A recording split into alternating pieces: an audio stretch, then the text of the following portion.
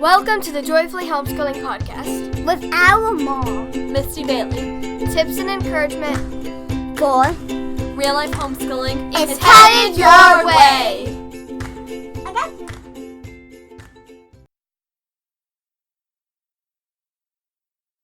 Hello, everybody. It is Misty, blogger at Joy in the Journey and podcaster here at Joyfully Homeschooling. Guys, today is episode 27 of the Joyfully Homeschooling podcast. And our podcast interview today for Fess Up Friday is with my wonderful friend, Ann Karako from Annie and Everything. This is a podcast I've been talking about all season because I am going to totally just clear Ann's mind of everything, all of the knowledge and wisdom she has of homeschooling high school. And I am super excited to share that wisdom and knowledge with you. But before we do that, I want to share with you the podcast review of the week. This review comes from Matt Kirshner. Matt says, "This show is filled with massive value, a must listen if you homeschool." Thank you, Matt, for that wonderful review. If you send me an email, misty@joyinthejourney.net, then I will send you over a gift to my store for you to enjoy, or maybe your wife if you guys homeschool, obviously. And yeah, I just thank you so much for that. Reviews really help this podcast be found on iTunes. And if you would like to hear your review on the Joyfully Homeschooling podcast, then leave your review on iTunes, Stitcher, or whatever platform it is that you listen, and you may hear it read here on the podcast and may get the opportunity to win a gift from my store as well. So moving on with my interview with Ann. Years ago, I met this fun and encouraging woman online. Her name was Ann Karako. At the time, none of my kids were even in middle school, and hers were all in high school. But I began referring my readers to her for info on high school.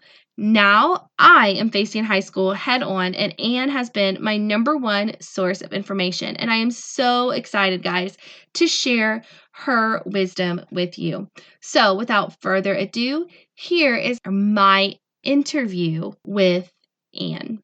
We are interrupting this episode to thank Beautiful Feet Books for sponsoring the Joyfully Homeschooling podcast. We have used a couple of the Beautiful Feet Books packs, and the History of the Horse set turned my history-dreading daughter into a history lover.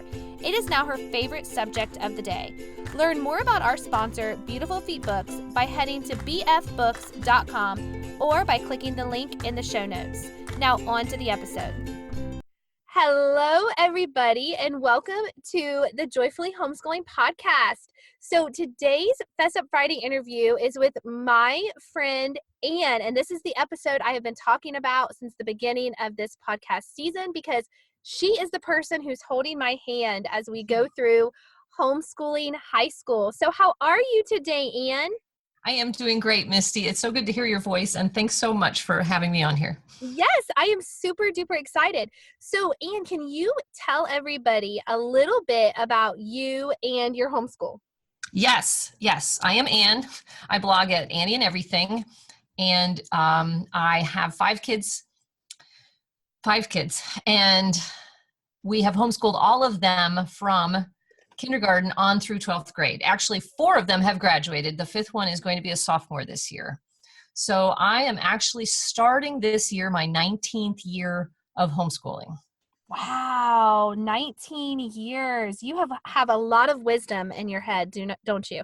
I don't know about that. I will say we've done just a little bit of everything. Started with kind of all-in-one curriculums way back when the oldest kids were smaller, and then kind of branched off on our own. We've been in co-ops and out of co-ops. We've been in really formal co-ops where they tell you basically everything to do curriculum and, day to day, and then in very non-formal co-ops. We've lived in different states. So over the 19 years, it's been quite a ride with lots of different things going on. Yeah, that sounds like it. I know just in my short 9 years, I feel like we've been up and down and up and down. And I love how through the years, you're able to kind of get into your own groove and find what works to your kids and really get your confidence back in homeschooling, at least until high school years. And then every bit of confidence that you think you have is like diminished into this little teeny tiny mustard seed. So I'm excited to glean your homeschool wisdom today. That's funny, but it's a very common thing. It's a very common thing. So, Yeah. and I was that way too. I love it. I that is good to hear. So, okay. So Ann, we're going to get ready to start off with these 4 questions. Are you ready? I am ready. All right. So the first question, my friend, is what is one struggle or fear you have had regarding homeschooling? So let's just jump right in right there, because that's exactly what I want to talk about today, is that fear, very common, of homeschooling high school. Like, yikes, now it counts. Mm-hmm. Like, I want my kid to be able to get into college, and I'm afraid I'm going to mess up. And I totally had that fear. And that's what I ended up building my blog around, because when I'm looking back at when we started homeschooling, this would have been in 1999. We had this great group of families that were all homeschooling together at the same time. And then as all the kids started to grow up, slowly but surely, one by one, all these homeschooling families just dropped by the wayside and started doing other things with their children and weren't homeschooling them anymore. And the majority of them stuck it out through elementary, but then in middle school or definitely in high school, they opted for other things. Now, I'm first of all going to say that every family has to make that decision for themselves. And so I am not in any way saying that everybody needs to homeschool and they're stupid if they don't. However, I think the reason that a lot of people do quit at that time frame is because they are afraid of homeschooling high school and they think somebody else can school their child better during those years. And I just want to say that that is not true. So I was afraid that I was going to miss something important that they really needed, that there was going to be this huge gap. I was afraid about transcripts. Oh my goodness, how do I make a transcript? Because that's something that the school does. How am I supposed to be able to do that?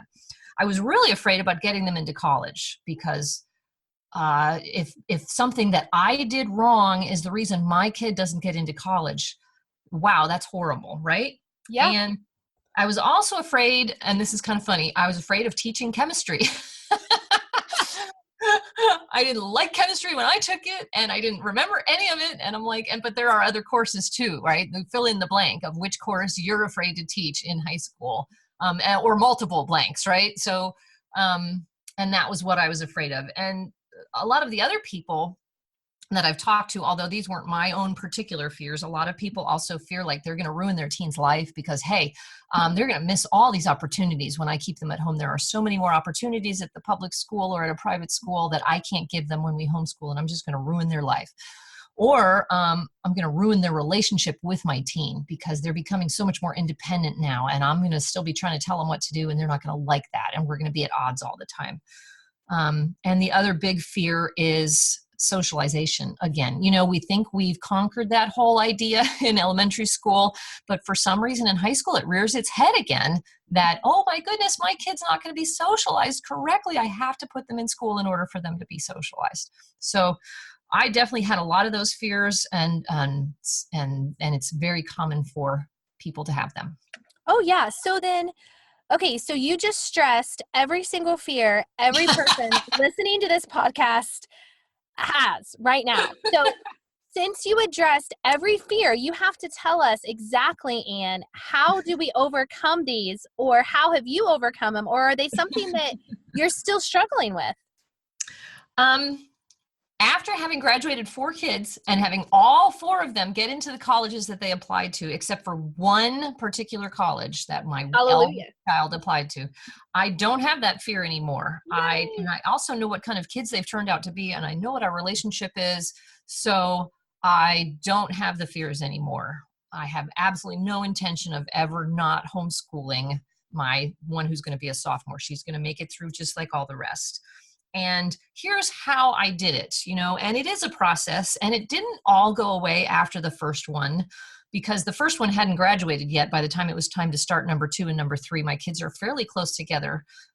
They're all 5 of them are within 8 years age of each other. So it was just one after the other was entering high school, and the first one hadn't finished yet or applied to colleges. And so there was the kind of this span of time where it was like, okay, I hope this is going to work out, but it did, and it has. And so here's what I did. First of all, remember this. I didn't become a parent of 5 children at one time, right? Nobody does. Well, okay, some people do, but I'm not one of them. And most of us get our children one at a time. And so we adapt as we go to the things that we need to know given the current situation. And the same thing is true here. Take it one step at a time. Don't try to look forward too far. Just find out what you need to know now and apply that, and then start to find out what you need to know next and apply that. For instance, transcripts. We're all so worried about transcripts, like back in 6th grade. We're looking forward to high school and we're like, but I don't know how to do a transcript. So we're already going to plan not to do high school, even though my kid's only in 6th grade. Well, that's a worry that doesn't come into place until you're actually applying to colleges. That's when you absolutely need it. So why worry about that going into 9th grade? Table that one for a while. It's still there, but you can solve it when the time is right. In the meantime, there's a few more other things that you can be working on that do apply right now. So work on those first and table the things that aren't necessary right at this moment. So that's one thing. Just handle things one step at a time, just like we do pretty much everything else in life. Number 2, and this is a biggie, this is what really, really helped me, was, okay, I knew that my goal for my kids was for them to be accepted into colleges after high school. That was our goal for our homeschool high school. So then the best way to know that that can happen is to find out what the requirements for that are and to work backwards. So, productivity is a big thing these days, and people talk about setting goals, and then determining what the steps are to meet that goal. Well, the same thing is true here. What is your goal? If it is to get your child accepted to colleges, and whether or not they choose to go or something else comes up in the meantime, fine, right? But if we want them to have that choice, that college could be an option for them, then find out what the colleges require and work backwards from there to plan the 4 years of high school. And so I tell people that all the time. That is your very first step to getting ready for high school. And you can do this anytime. You can do this when your kid's in 3rd grade. Granted, it's probably going to change information-wise before your kid gets into 9th grade. But this is a great way to ease fears at any time, is to look up a few colleges, whether they be your local colleges or maybe you do a sampling. So we're going to look at an Ivy League college, and we're going to look at a middle tier, and we're going to look at the local community college, and we're going to look at the state college. And just go on to their websites. Most of them, it's pretty clearly set out what their requirements are. You go to the admissions section, and then they'll say admissions requirements. And it'll tell you on there specifically what courses or credits they require for you to apply there. So it might say, we require 3 credits of high school math and 4 credits of English or language arts and 2 credits of a foreign language and so many credits of science or so many credits of history. And once and they're going to vary from college to college, but you can kind of get a general idea based on the different ones that you've looked at. And that really helps you see, okay, it's not like I have to do all of the core courses all 4 years and we're going to get burnt out and I'm not going to know how to teach all this stuff. No, their college requirements are actually in many ways a relief to hear about because they're lighter than we think they're going to be. And once you know them, then you can plan backwards and say, okay, 4 years of English, that means we have to do English every year. But hey, only 3 years of math. And what if we get a math credit in 8th grade? Then we don't have to do math. Even we only have to do math for 2 of those 4 years in high school. So you realize that you have options and that there's lots of different ways to go about it. So you research what they require. You decide what else is important to you. Talk with your spouse about, okay, what else do we think our kids should know before they graduate high school? And then you just kind of make a plan.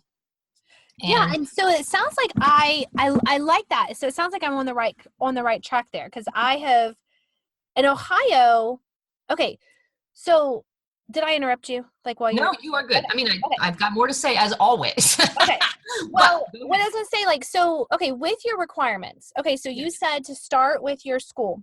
Mm-hmm. Start with, the college that maybe they're interested in and work backwards. Mm-hmm. Yeah. So am I right that, you do not have to, and this is something I hear a lot of people ask me, and I know the answer, but I want you to tell everybody because I'm not the expert.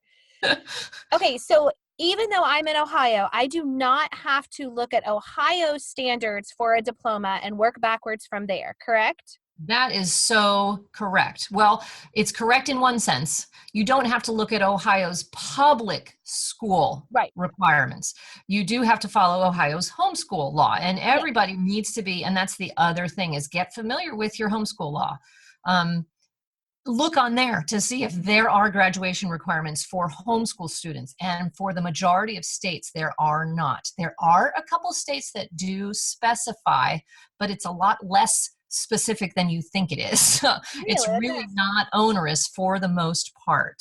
So be sure so step one would be find out what the colleges require. Step two would be make sure you know what your state homeschool law says, and then work from there. Again, decide what is important to you and your spouse. And in fact, regarding the public school requirements, there is a funny story about that, because I was trying to plan for my oldest kid, and I did, just for data gathering purposes, I looked up the Missouri State public school graduation requirements. And there were things on there that I got freaked out about. One of them was that they had to have a general idea of what career they wanted by the end of 8th grade. Really? Yes. And there were a couple of other requirements for courses that I didn't think I wanted my kid to have, or that I thought were just kind of silly or what have you. It's been several years ago now. I forget all the specifics, but I went to my husband and I'm like, this is what they require, and I just don't feel comfortable with it. I don't know if we want to do this. And he was the one who had to tell me, Ann, we don't have to do those. We don't have to do those. And I'm like, oh, you're right, we don't. And I'm so thankful you told me that. Sometimes, we can't see the forest for the trees. But so that was really, really reassuring to have him back me up on that and remind me of that.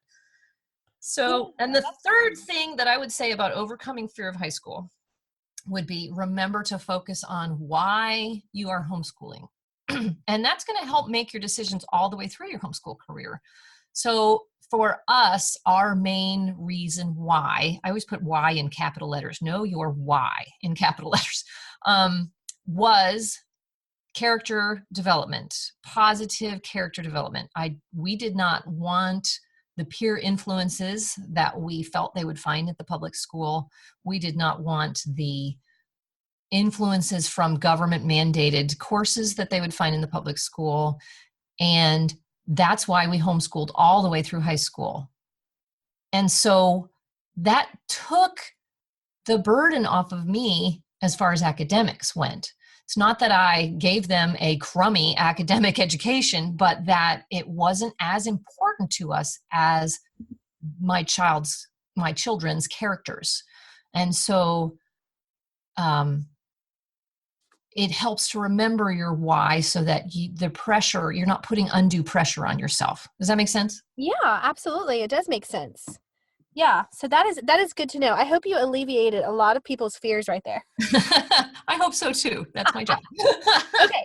All right. So, Ann, the next question is, what is one, and I think you've touched on this a little bit, but I'm sure you have some more to say about it.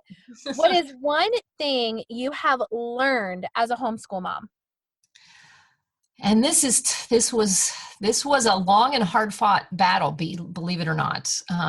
I tend to be a controlling individual. And so for a long time, it was, you get this work done or else, Mm-hmm. But what I've learned over time in the trenches is that the relationship is more important than anything else. Oh, I love the that. relationship with my kids is the most important thing. And what that means is it's more important than how much we get done each day. It's more important than checking off all the boxes, than following the schedule to the T. It's very important to keep showing love morning till night.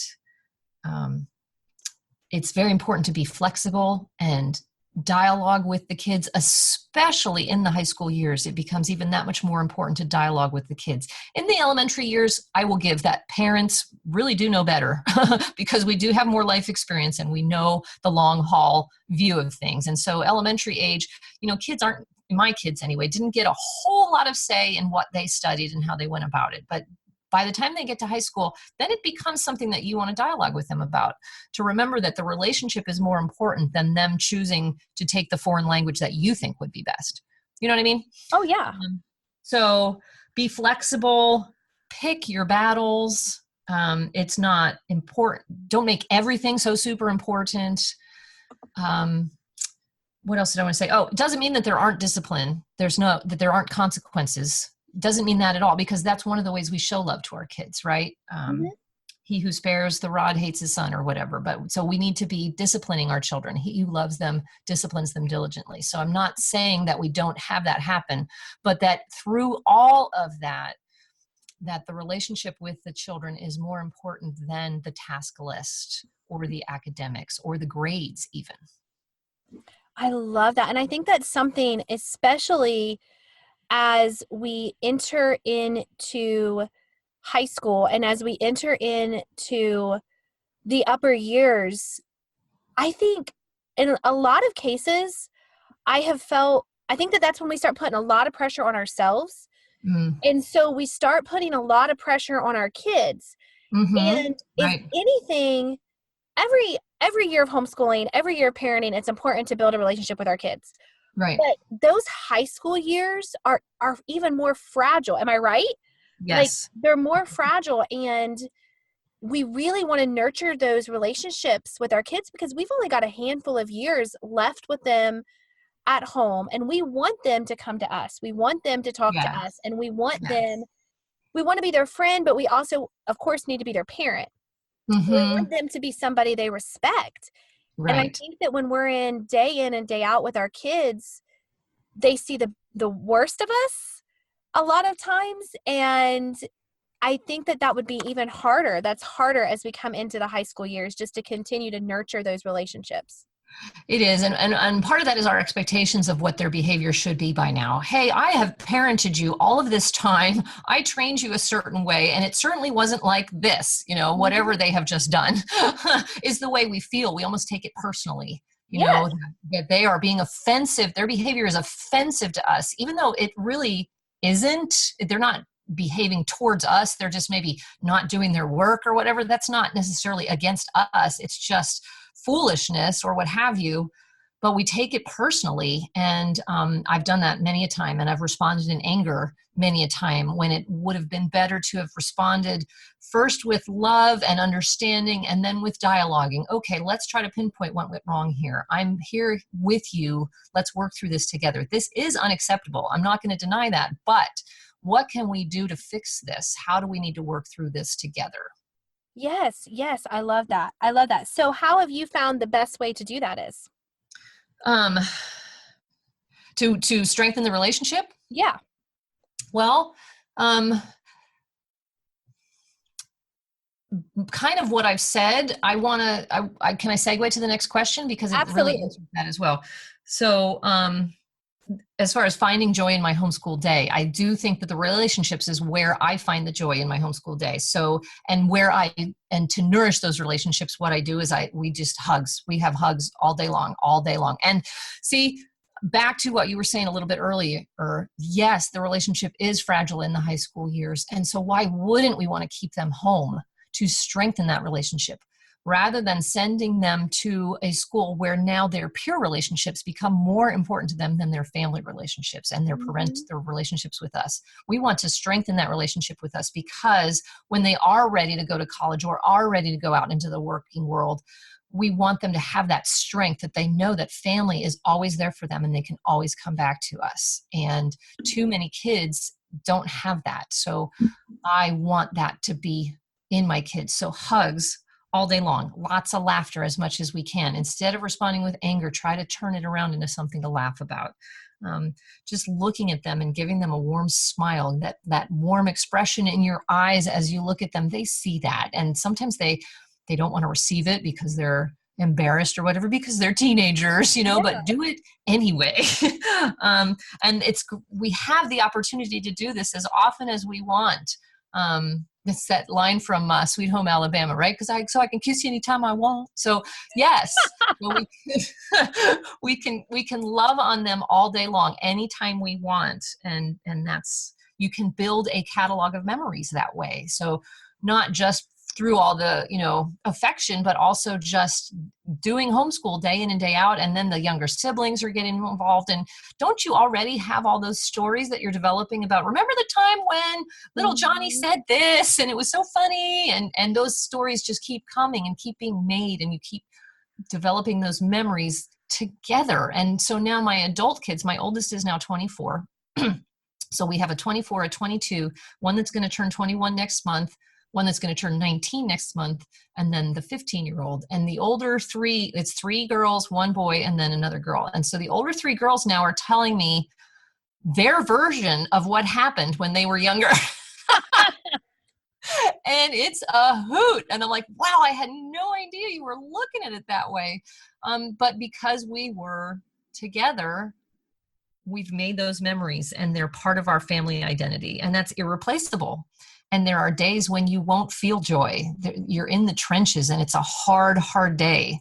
But over time, you'll be glad you stuck it out. It's almost like our marriages, right? Some days you're just like, wow, I just, I've been more happy than I am today in this marriage.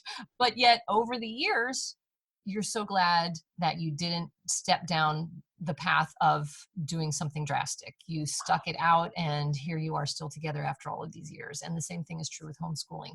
While it's hard in the moment sometimes, over the years, you're so glad you stuck it out. Oh, I love that. That is an awesome comparison, though. I mean, it really is, because it's a commitment.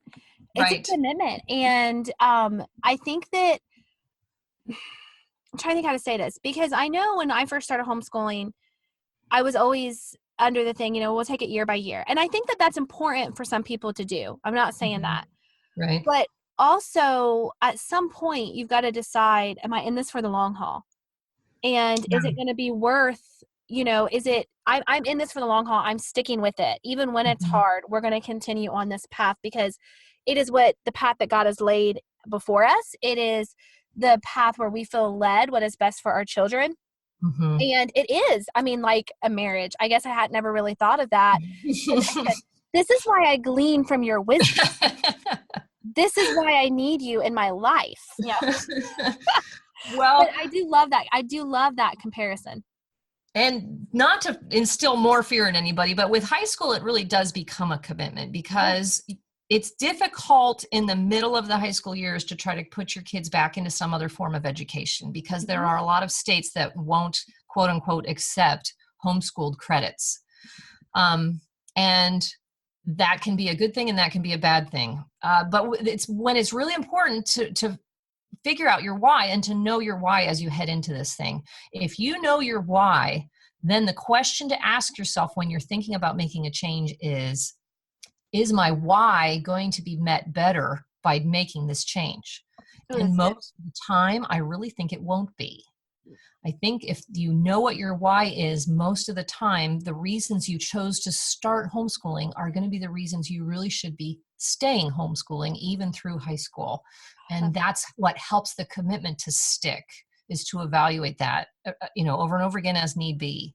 But eventually you get to the point where you're like, yeah, no, this is a good thing, and we're just going to stick with it regardless of the bad days. Because my husband always talks about, don't make decisions in the heat of the moment. And so you also have to think about, okay, there's really bad days, there's really good days. What's really going on, though, from day to day? Actually, it's not bad, right? Day to day, we may not have the high highs, but we also don't have the low lows. We've got this kind of stable family functioning going on that's really building solidity and the foundation for our kids to step out into the world. And I think that's a cool thing.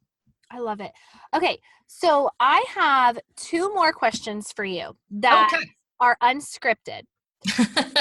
So these came up that I wanted to ask you. Okay, so the first question, and this one's going to be the shorter answer, because the next question, I'm afraid, I know it's going to be a long one. So I'm probably talking too much. I'm sorry. No, you're totally not talking too much, but I'm just warning you ahead of time. Okay. So the first question, do your kids plan on homeschooling their kids?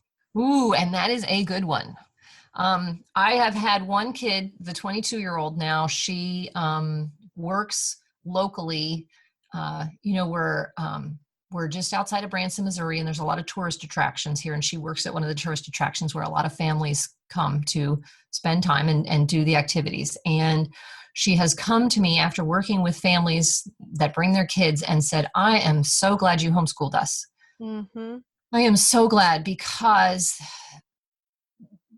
the kids that she sees very often are selfishly motivated and don't want to follow the rules and are very difficult to deal with. And it's actually supported by their parents. That she feels like, at least here in our home, we taught them to show humility, to be servants, to be considering others before themselves. And she's not seeing that as a general rule out in the world. And so I think that she would say that she's going to homeschool her kids when the time comes. None of my kids even have a significant other yet, so grandkids are a ways away. Yeah. But so I'm kind of flying blind here. In all honesty, the oldest, as my learning curve child, has said before that she does not intend to homeschool her children, but it is my inner belief that when the time comes, when it's her own child and she's seeing what the school system is like, that she might change her mind, or she might give it a try at the school system and then bring them home. I'm not certain. So yeah, in all honesty, not all my kids are totally gung-ho. Oh my goodness, homeschooling was the best thing ever, and I'm going to do it with my kids. No. And that's okay. Yeah. I have made mistakes. I'm not going to deny it. One of them was that I worked outside the home when that oldest was in high school. Yeah. Like almost full time.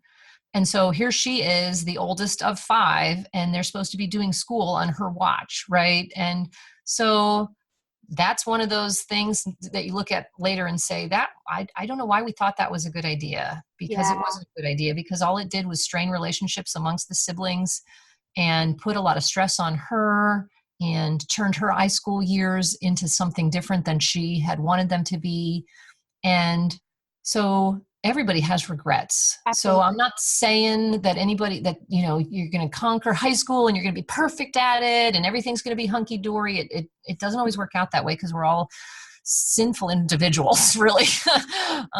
There's a lot of iron sharpening iron that goes on when you homeschool. And so no, not all of my kids are gung-ho about it, but that's okay. Each student has to decide for themselves. Okay. So, and that was supposed to be the short answer. Sorry. It's okay. You're totally fine. Okay. So the next question, and this is why I wanted to end on this one. So where I live in Ohio, I started our homeschool group in 2011 when Daniel was born, and there was just me and 2 other moms. We all had like preschooler, kindergartners, and there was a homeschool group near us that I knew that had, older families with high school, but they all did like the online public school, but they were still super supportive of those of us younger ones. Mm-hmm. But the group that I started, we all started off with younger kids, and now as all of our kids are getting older, I can count on one hand the number of families, including those original high schoolers that I knew, who have continued to homeschool through high school. Yep. So I'm kind of not leading, because there are a few that have kids older than me, but anyway, those who have kids my age, we're kind of all sticking together. We're all planning right now to stick together and homeschool high school throughout. Awesome. But what would you say to that mom that there's nobody around her that's paved the way for her before? She doesn't have an Ann in her life. And I want to tear up, because I have planned on you holding my hand through this. Since you and I met online like years ago, I'm like, Ann's my mentor.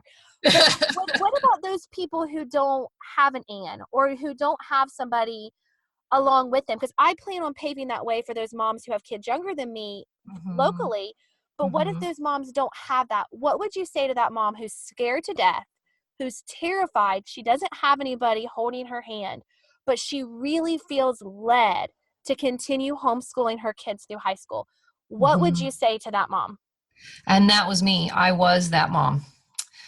When you think about my oldest is 24, so 10 years ago is when we were starting to homeschool high school, right? So that makes it 2008. So imagine the resources back then. Mm-hmm. Not many, right? And we didn't have Facebook. We didn't have, okay, maybe it was just getting started, but we certainly didn't have the type of groups and stuff that are going on there today where people are sharing information. Online courses and stuff have abounded since then, and they're becoming more reasonably priced. And I live in rural Missouri, like 10 miles to the nearest store. So we were out in the boonies and there was nobody here. And so I was that mom. So I know exactly how she feels. But the beauty of it is, as I've already alluded to, there are so many more resources now than there were before. And if there's nobody local, then get online. And that's what I'm there for. I Yes. am here for that mom. So find my blog, annieandeverything.com. Find my Facebook group called It's Not That Hard to Homeschool High School. There are over 23,000 members in there who are just waiting to hear your questions and help you figure them out. And they are wonderful. They are wonderful. You have a wonderful group. Thank you. There's also a sister group called It's Not That Hard to Homeschool K through 8. So you can join both of them if you have kids that are in both age ranges. And I've written an ebook about how to start planning for high school to, from square one of what does it mean to research those college requirements and how do you do that all the way through. Okay, what are you going to decide for your kid to do? Let's make a plan, either a 4 or a 5-year plan of courses for your kid. Then let's start to look at curriculum, and there's forms in there to fill out each step of the way. So find that if that's something that appeals to you, and go online and find. There are numerous other people that write about it. I'm not the only one, and there are so many great courses out there. So, for instance, that fear about chemistry, find an online chemistry course. Mm-hmm. They're out there. Do what you need to do. There are all sorts of ways to make this happen that don't mean you teach every single thing or you teach every single hour or, that you have to be on your teen all the time. So go look for them because there are so many more resources out there now. And you can dialogue with people online, as you and I know, about these issues that come up in ways that were not possible even just a few years ago. So that is what I would say at this point. Yeah. And you'd be surprised, I think, how many people actually are fairly local that then you could maybe meet with for coffee or get your teens together. Oh, absolutely. And I know whenever we first started homeschooling, I planned on doing online public school with Allison. I had no intentions on homeschooling traditionally through high school. And resources like what you mentioned, the friendship that I've built with you online, your Facebook group, resources like that. I shared an earlier episode of this podcast, resources that helped me overcome my fear of homeschooling high school. And there are so many out there now that really, I think one thing that keeps me holding on is knowing I'm paving that way for those behind me too. And everybody needs that. And I think too, once you step out on that faith and step out and decide to do it, you might be surprised those local to you who may look and be like, she's doing that. You may give that other mom in your group that confidence she needs to continue to homeschool high school as well. And I know you've done that for many people, I believe. I refer people to your group all the time. I think I should start getting like a quarter every time I refer somebody to your group. Oh, Misty referred me. Not 25 cents my way. But no, I refer people to your group all the time because you have built a wonderful network of moms, of moms who truly are trying to rally around each other to continue to homeschool high school. And I love, love, love that. Cool beans. Thanks for sharing that with you everybody. are welcome. You are welcome. Okay. So, Ann, I think that is it. I think, unfortunately, we are done. At least online, or at least on the podcast.